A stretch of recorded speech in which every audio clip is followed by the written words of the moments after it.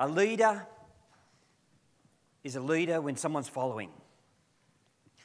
Some people say, they'll come and say, I'm a leader, and you look around, there's no one behind them.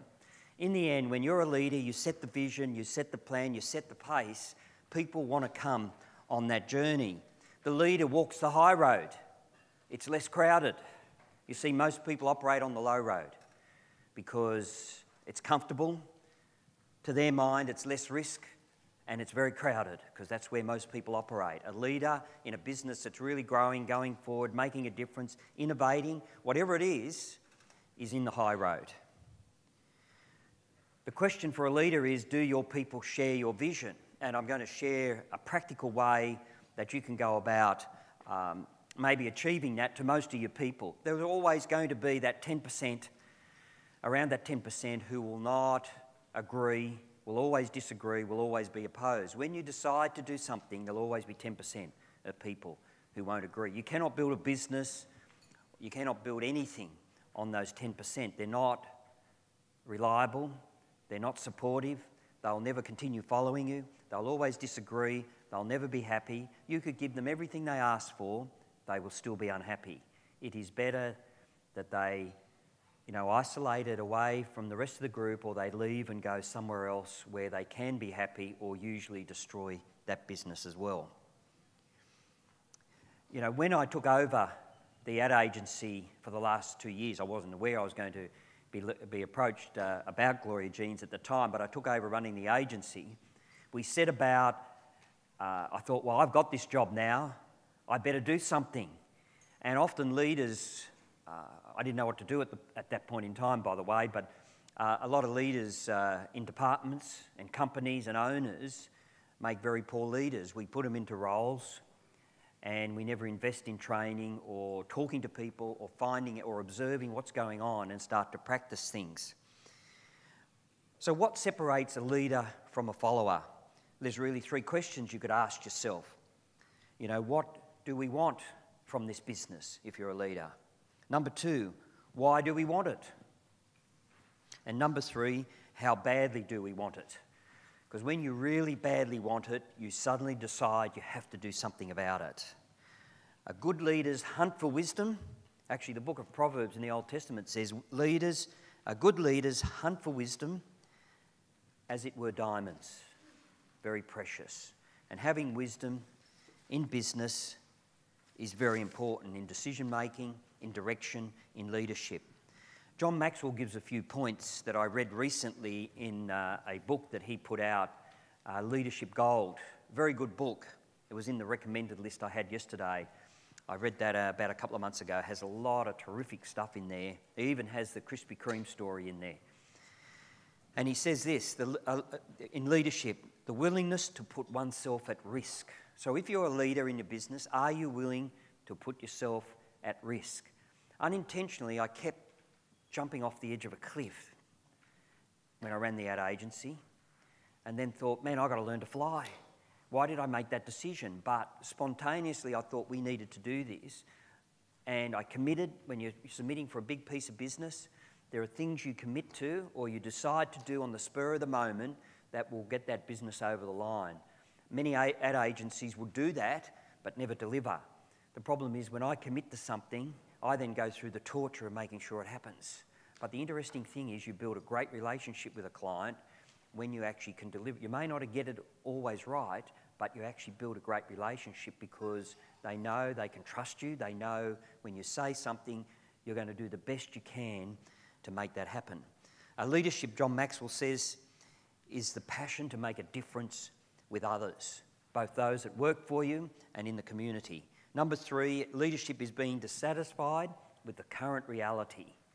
If you become satisfied with where you are, you have a problem in your business because competitors or new entries to the market or whatever it is will take over, and if you're not aware of that, you lose the leadership position and you lose the market with that. And many companies over the years have took a comfortable position, and many people trained in degrees, taught how to do it by the textbook, but never learn that a customer does not buy a product or service often by the textbook. I had a client who spent months and months doing research, actually spent nearly half his budget on the brand in research because he would not make a decision. Every time we came with a recommendation, he would have to research it. The group research, and mind, just only a few small groups, there'd be some discussion about a word in the ad, and he would want to go back to research to check that out again, and then there'd be something else come up. And we had got into winter, it was a winter product, we had got into winter, and he still hadn't been on air. And one day I sat in a meeting with him and said, "Do you want us to book this?" And he said, "Yes." You see, he needed someone to push him. He was never willing to make the decision. He could have got through the whole winter and not advertised a product, which would have been disastrous, because no one's going to buy this product once you get to the end of winter or past winter. And there are people in leadership positions who will not make decisions. They want the comfort zone. A leader takes responsibility while others are making excuses. A leader sees the possibilities in a situation while others only see limitations. Many times through the advertising years of running a department and then the agency, and at times at Gloria Jeans, I had people come and say, "We have an impossible situation." Well, in the end, nothing's impossible. And in the end, even though it seems that way, you actually have to resolve it because it's going to have serious consequences to that business. And over time, I started to train people to think through there are solutions. Even if it's only a vague, outrageous idea, let's start there. And over time, I then had people coming to me with a problem, but they're actually coming with solutions as well because we trained them to start thinking that way. Because I'm not going to always be there to be able to come up with the solutions, and we need people to start taking accountability. A leader is a willingness to stand out in the crowd, has an open mind and an open heart, the ability to submerge your ego for the sake of what is best.